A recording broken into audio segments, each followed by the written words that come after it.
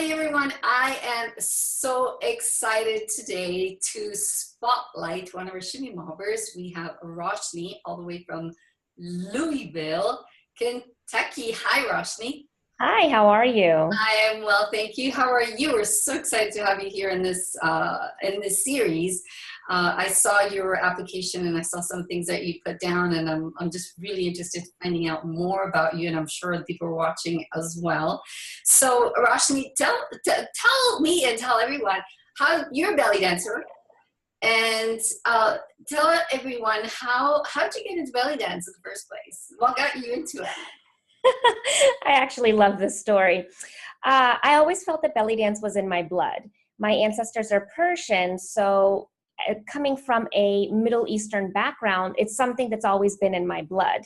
I didn't start dancing until 4 years ago, and literally the way it happened was one day I was talking to a friend and I said, you know, dance is something I'm really interested in, and it's belly dance is something that I'm very interested in.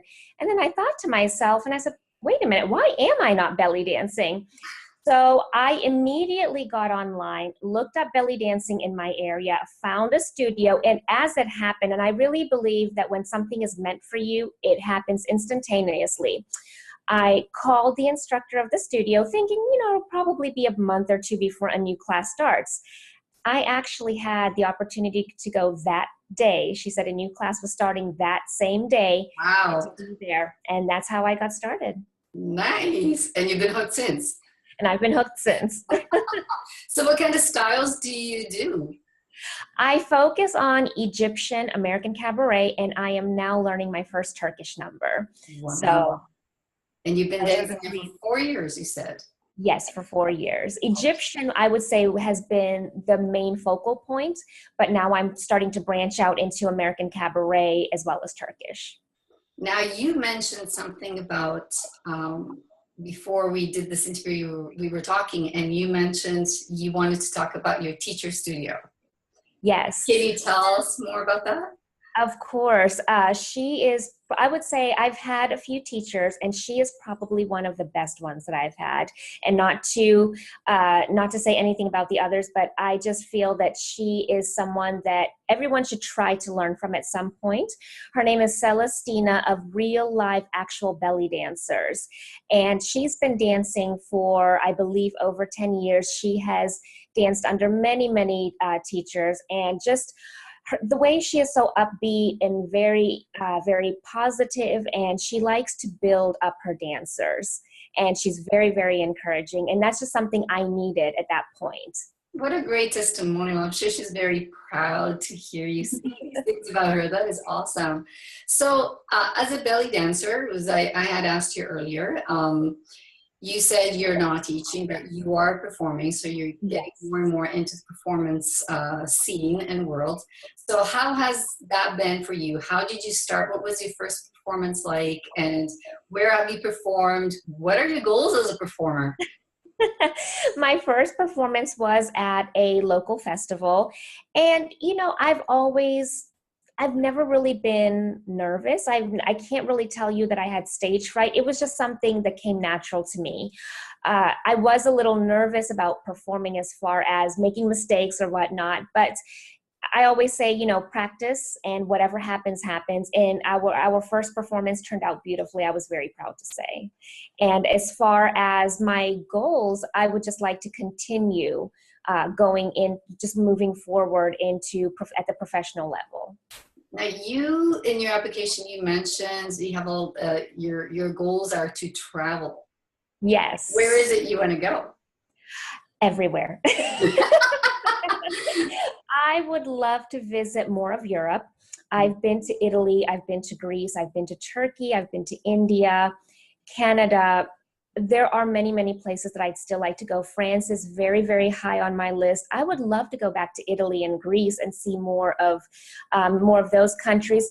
And Greece and Turkey especially have very well-renowned dancers that at some point would be an honor for me to study with, even if it's through a workshop.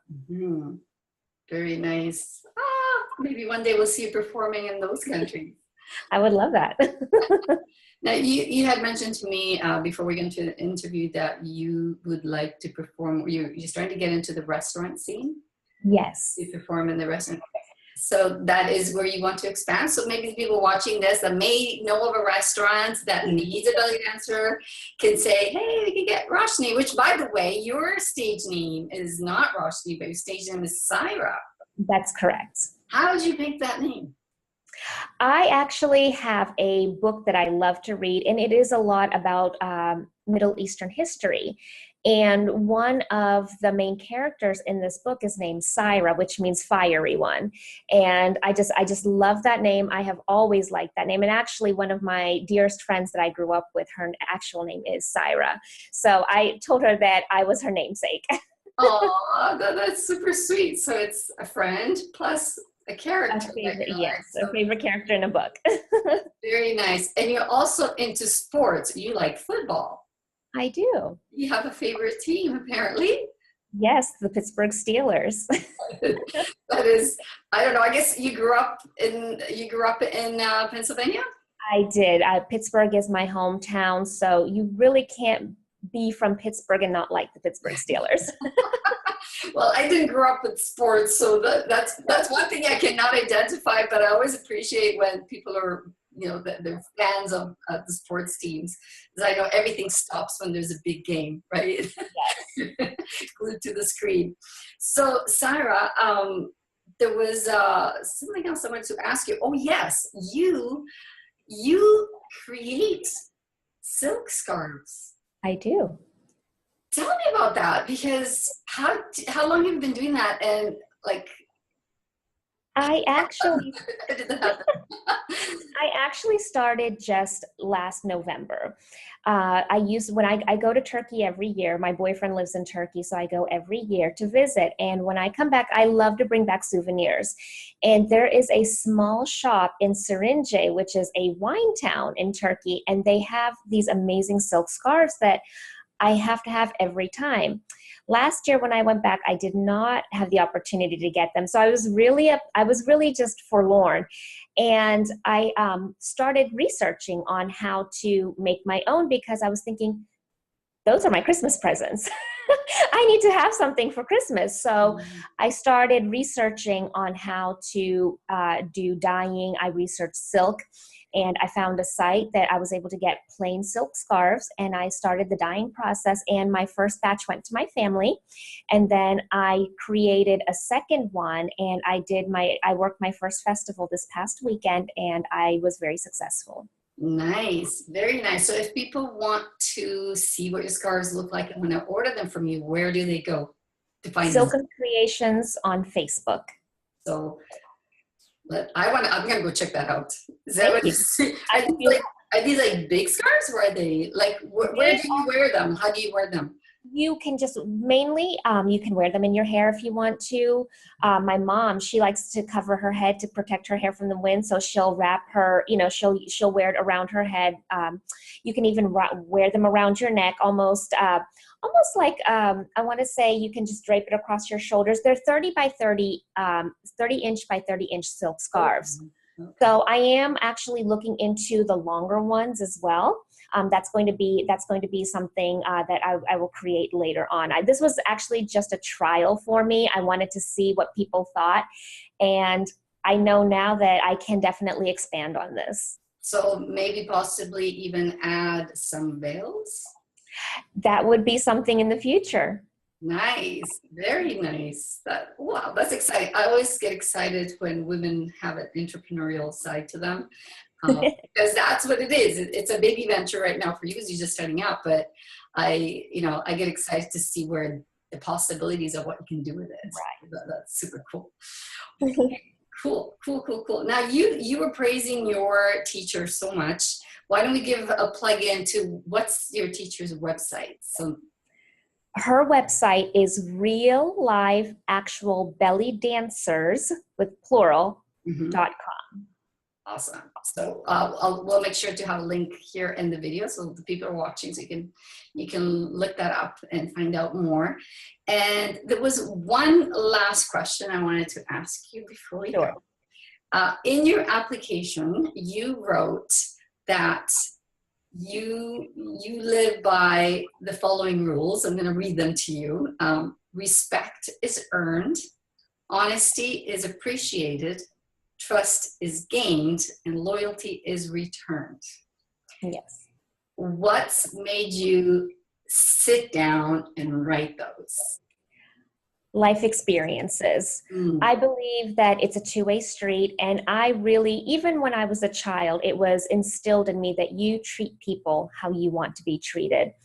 I feel like, especially with everything that's going on in today's society, trust is something that's so huge. I feel like many people think that that's something that it should automatically be given. I don't believe that's the case. I think that that's something that has to be earned. Trust is something that once it's broken, it's very hard to regain, no matter how hard you try in some cases. So I believe that that is something that should be, that's something so precious, and it should be earned and not automatically given. You know what, you are so right. Like, through life experience, I have learned that once you break that trust, even though that person may be trustworthy after the person who's broken the trust, it is very hard you always have that doubt, because you don't know if they're going to break that trust again. Right. So it actually does create this crack that I feel like, I think that it's almost irreparable. It'll never be the same as before. It's like having a crack that you glue together, you always see the crack. I agree. I agree. So the crack is always there.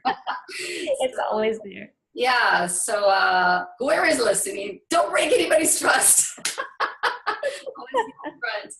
And it is a two-way street. Totally. Yes. So is there anything else you would like to share before we go? Anything I've forgotten to ask you, or? I think we've covered everything, and this was a wonderful opportunity, and thank you so much for this. You're very welcome. You're lovely to talk to. And I just see one more thing that you added here in your I'm just curious about this. Before we go, you have a bachelor's degree in human resources and international studies. Yes. How fascinating. So do you work in that, or do you just have the degree? Yes, human resources is what I do. In international studies, I actually went to college twice. I always love to say the second time around. My first time, it was international studies. I minored in French, and that's I would say I'm proficient in the French language. It's something that I need to continue to work at, but I thought that pairing that with a business degree would be a very powerful combination. And I just think knowing any language is very beneficial. So how many languages do you speak? I technically 5. 5? Oh my goodness, 5 languages, and you didn't put this here anywhere in your application. I'm glad I asked. You are totally in the right field. Oh my goodness, yes. That is amazing. So, well, congratulations. Thank you. I mean, I only speak 2, and I feel like that's a big achievement. So, wow, that's fantastic. So you can really, what are the 5 languages? English is my primary language. Now, I grew up with my parents speaking Gujarati, which is a very, it's a smaller language in India. It's something that as Persians we speak because we live in India. And then I started learning Turkish because my boyfriend is Turkish, so I'm becoming more proficient. French, of course, and then I started learning a little bit of Italian. And I would say Italian is probably not my strong, but I would say I'm very proficient in French and Turkish. Wow, that is amazing. That is amazing. Well, you're one smart cookie. And I am looking forward to looking up your page and seeing your scarves, and maybe I'll catch you performing one of these days. Since you travel and I travel, maybe I'll bump into you and that would be wonderful. Yeah, that would be fun. So thank you so much for being in this series. It's been absolutely lovely. So the people watching, you can find Roshni, also known as Cyra, C-Y-R-A. I believe your information is on your teacher's website as a performer, correct? Yes. And the scarves are Silken Scarves on Facebook. So thank you so much. Have a lovely day, and I'm looking forward to connecting with you in the future. Thank you. It was wonderful talking to you. I wish you all the best. Have a great day. You too. Bye-bye. Thank you so much for watching the Shimmy Mob video spotlight series. If you enjoyed this episode, please leave a comment below. And if you would like to be featured in the future, send us an email at shimmymob@gmail.com.